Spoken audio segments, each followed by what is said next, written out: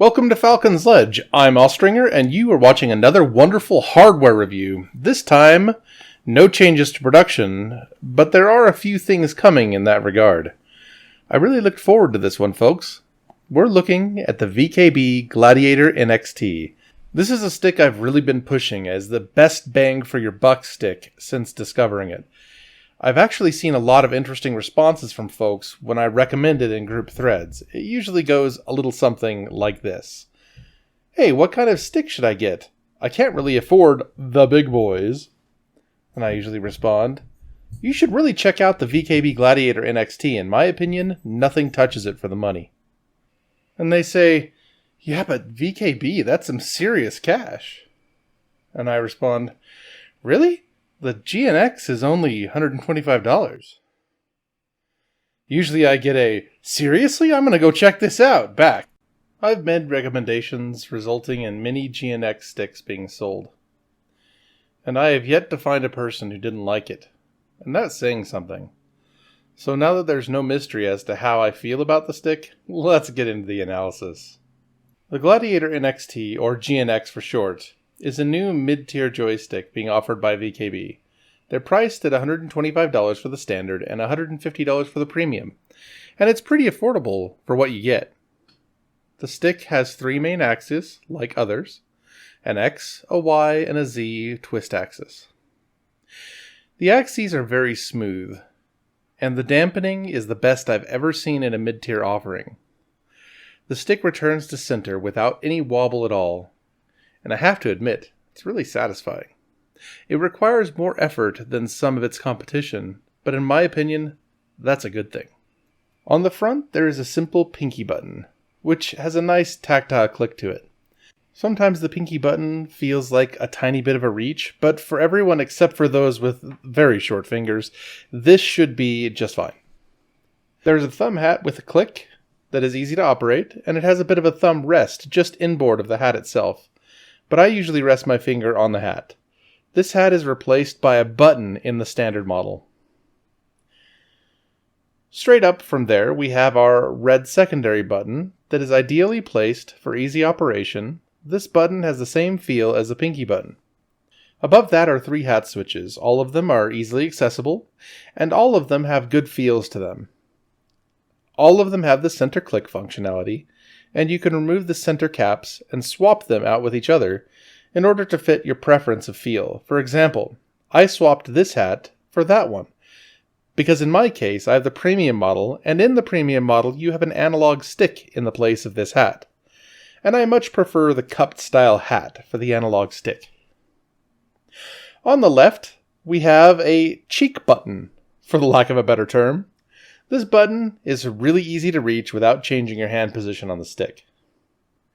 Coming around to the front of the stick, we have two-stage triggers. The upper trigger can be pushed both forward and backwards. This secondary trigger is not present in the standard model, only the premium.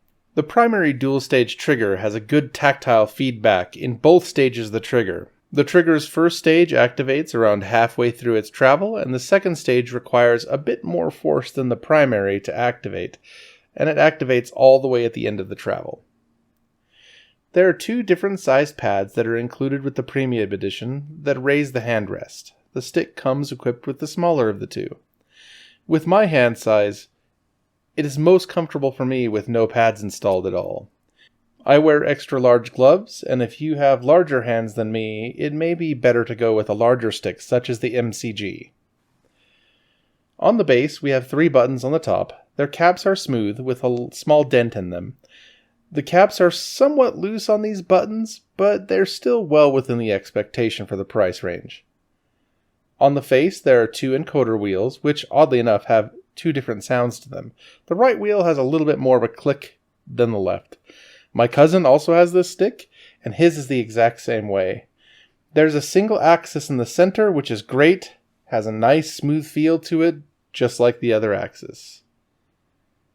There is one issue with the grip itself. On either side of the face of the joystick, it feels like the front of the joystick head and the shroud around the face of the joystick have different molds.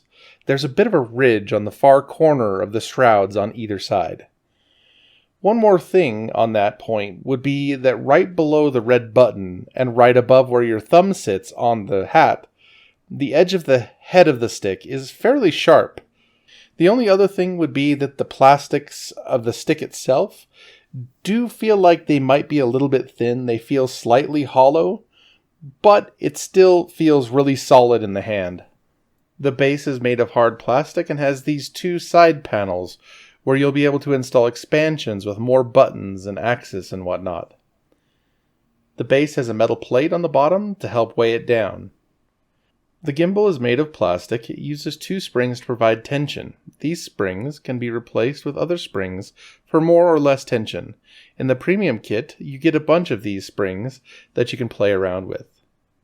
The gimbal itself is of a similar type used by CH product sticks, older Thrustmaster sticks, so if it's using tried and true but old technology, how is it so smooth and how does it have such amazing dampening? Well, that would be tighter tolerances and grease.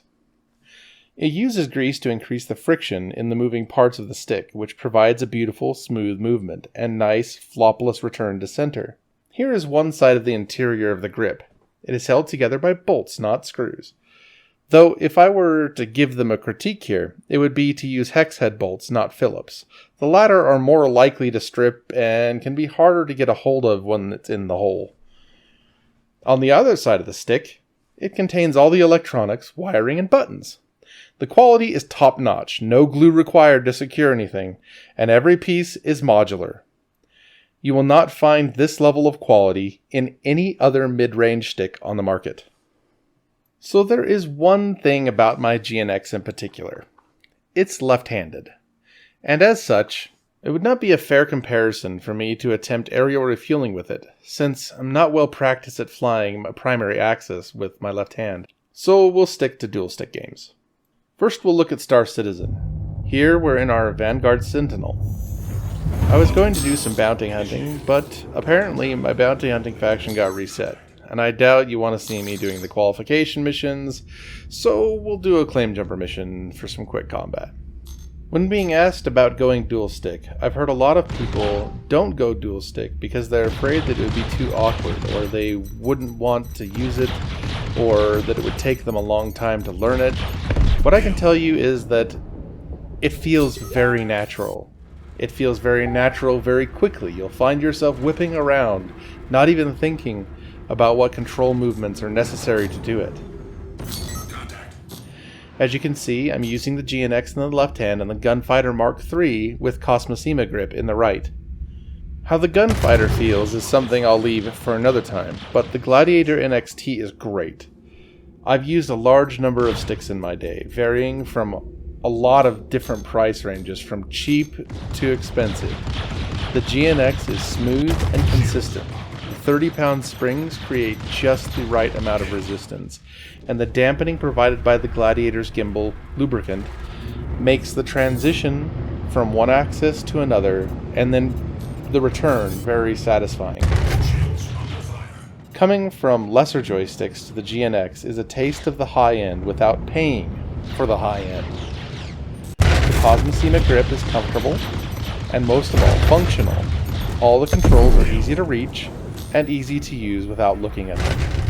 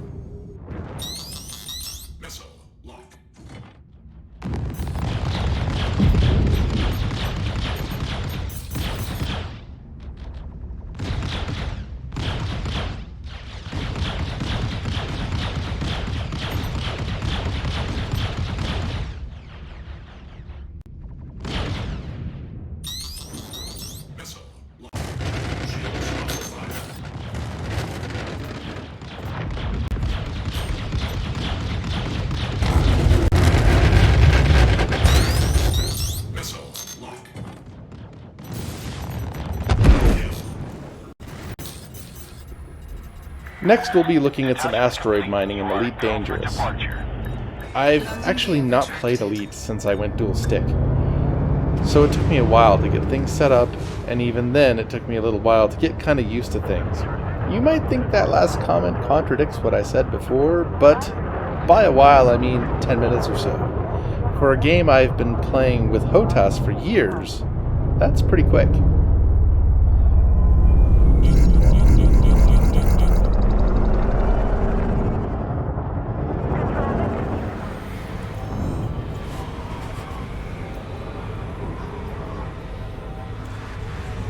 Frameshift drive charging.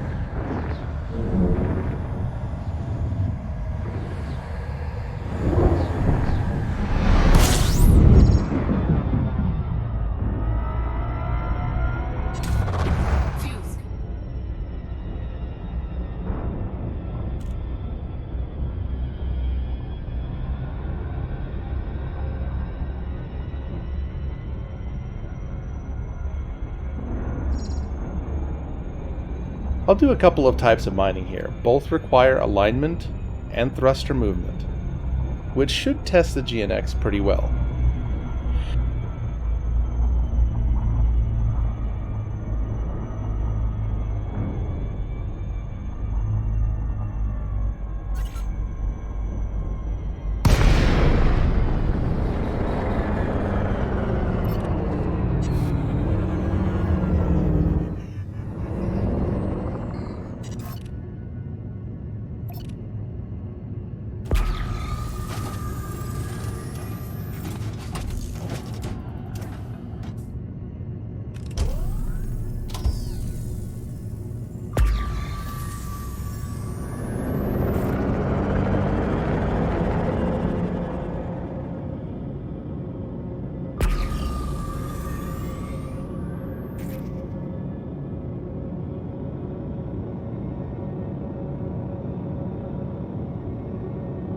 I've always liked the radar ping in Elite.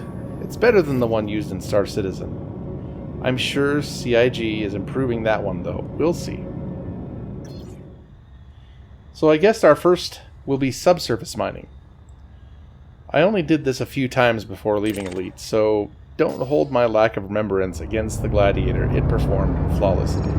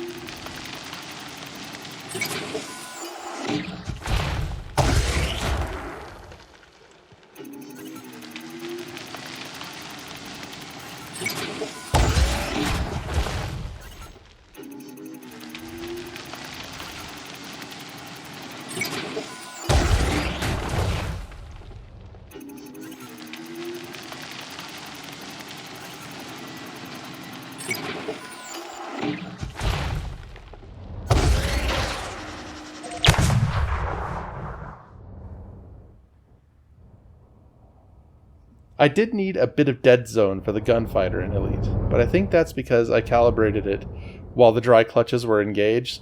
This is a no-no, so I'll correct that. Next, we'll do the good old-fashioned Deepcore asteroid mining. This requires a lot of thruster work. Strafing around the asteroid, placing charges, needs to be done in a limited amount of time, and good, smooth control really helps here, and the GNX delivers this.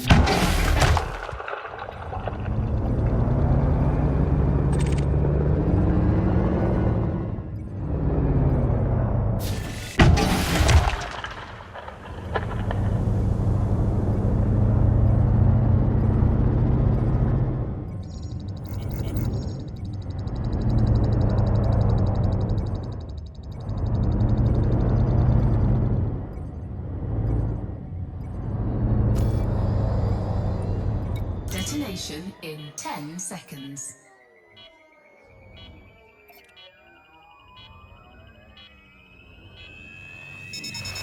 Cargo scope deployed. Warning, sensitive disruption.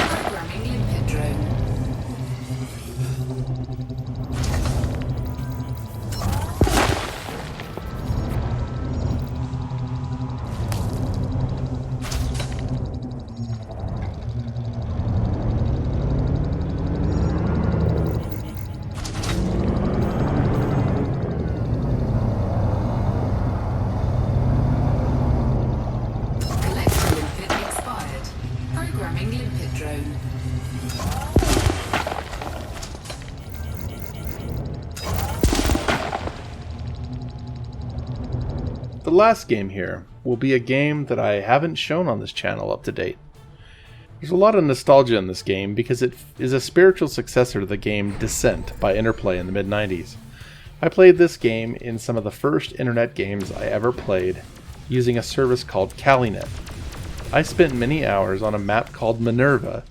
I used a CH Products F16 combat stick and CH Products throttle back then, but now I get the opportunity to play the game using dual sticks. This game is called Overload, and much like Space Sims, you have a full 6 degrees of freedom.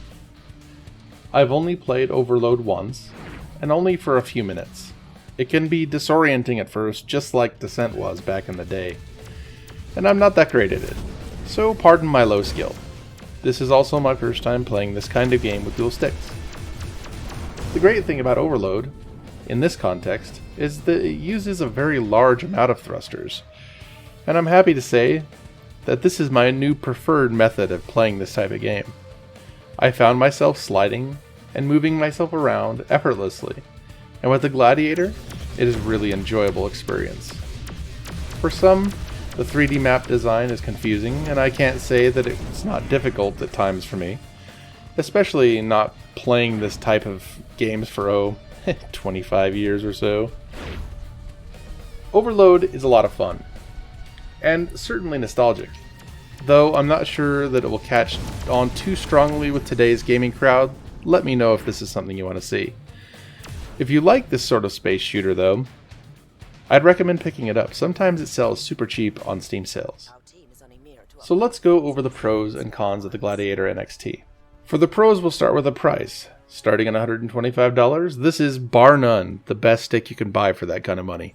Nothing else even comes close. The condition of the market even makes this bang for the buck even more apparent. Next, it's gotta be the dampening.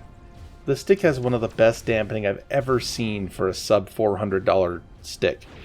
Dampening is something that I think is completely overlooked in flight sticks nowadays, and in my opinion, it really improves the feel of the stick, especially through the middle of the axis and as you transition from one side of an axis to another or from one axis to a different axis. Really improves that feel. Next is functionality.